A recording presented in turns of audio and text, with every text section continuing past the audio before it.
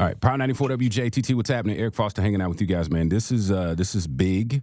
When you talk about one of the foundations of hip-hop, from my perspective, he is a father. He's an entrepreneur. He's a record executive, a philanthropist, a speaker, movie producer. The list goes on and on. Dame Dash on the line. How you doing, brother? I'm good, man. I appreciate that. Absolutely. Like I said earlier, I took questions from some of our street flavor artists because it is Chattanooga Hip Hop Week.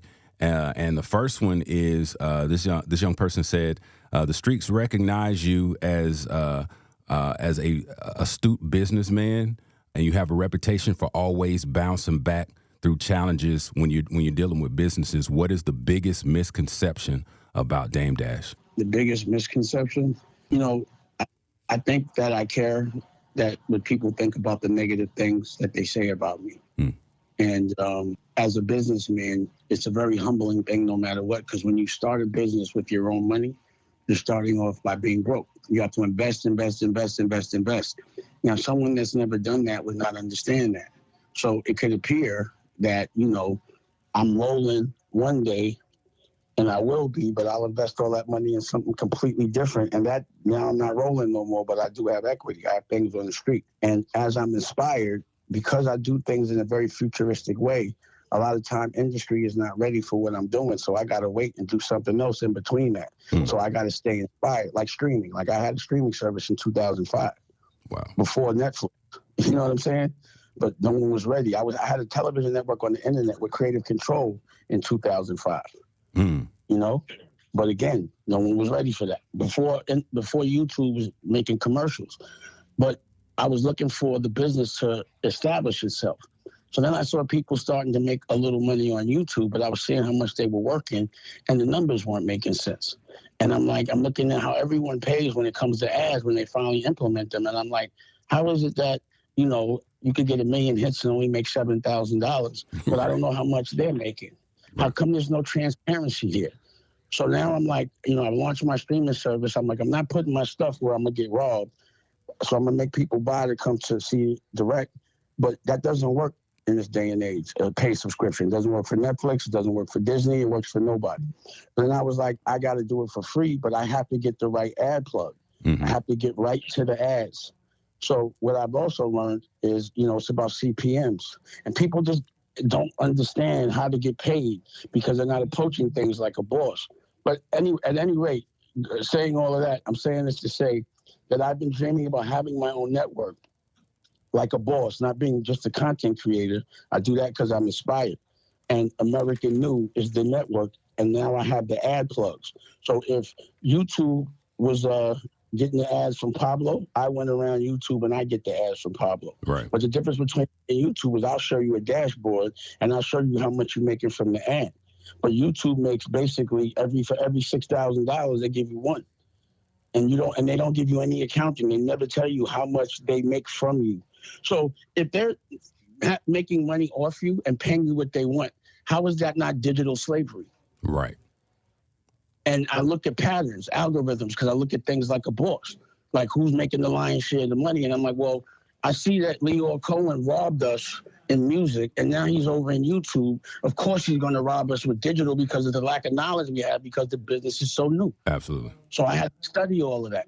So while everyone else is kind of distracted, I'm always looking at how the people that are paying people are making the money and who they're robbing so I can make sure I can protect those people. Yeah. So, I can't be caring about what people think when I'm trying to save the world. I look at myself like a superhero. Absolutely. And my actions reflect it. So if you notice, I don't make artists struggle. I make artists rich. The problem with artists are because they don't have money, they can't realize their art. And when they got to get money from somebody else, it gets compromised. So what I do is I make sure my artists are rich. And you know what you get? You get a Kanye. You get a Jay-Z. Absolutely. It don't make me rich. I should be rich off my own stuff. So I'm working on me.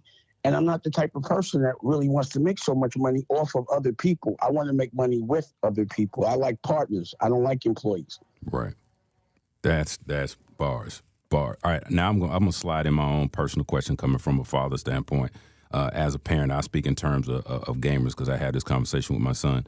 Do your kids understand your accomplishments and that they have a master of the cheat codes with life and entrepreneurship and making money and being in business move, do they listen to what you have to say, or are you just dad?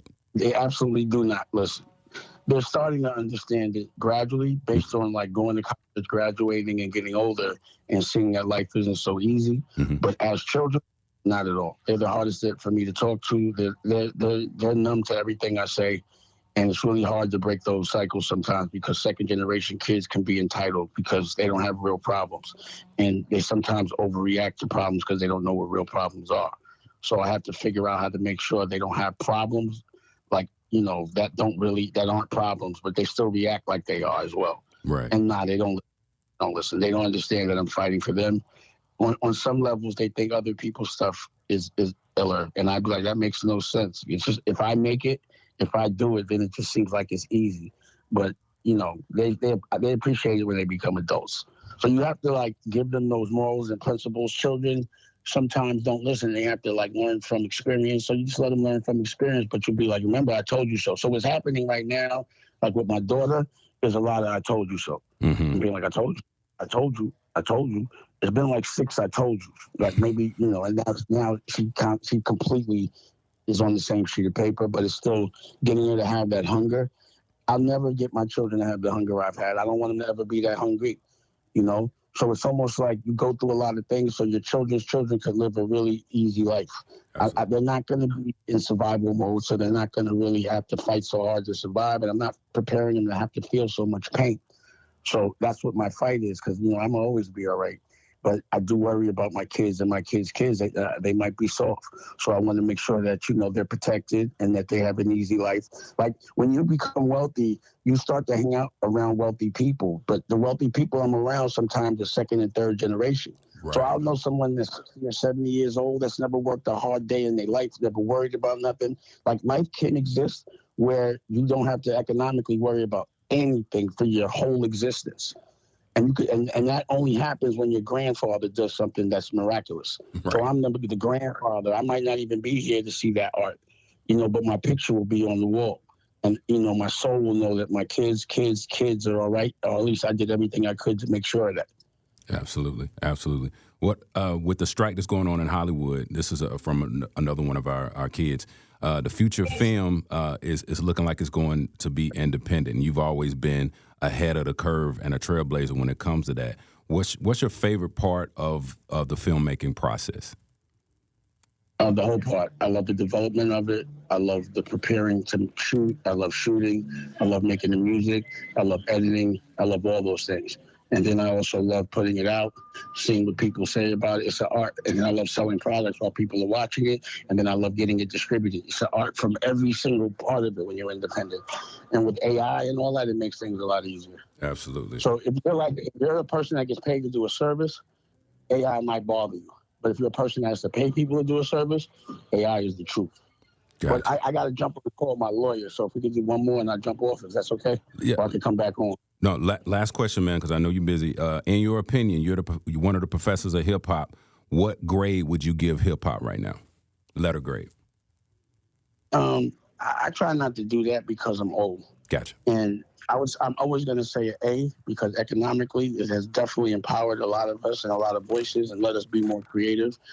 People are making more money than we did. So there's an evolution there, but I don't judge it because I'm old. And I remember when I was young and older people judge hip hop, I'd be like, get your old ass out of here. So I don't want to be that guy. You know what I mean? Understood. Dame Dash. Hip hop is my friend. Always an A+.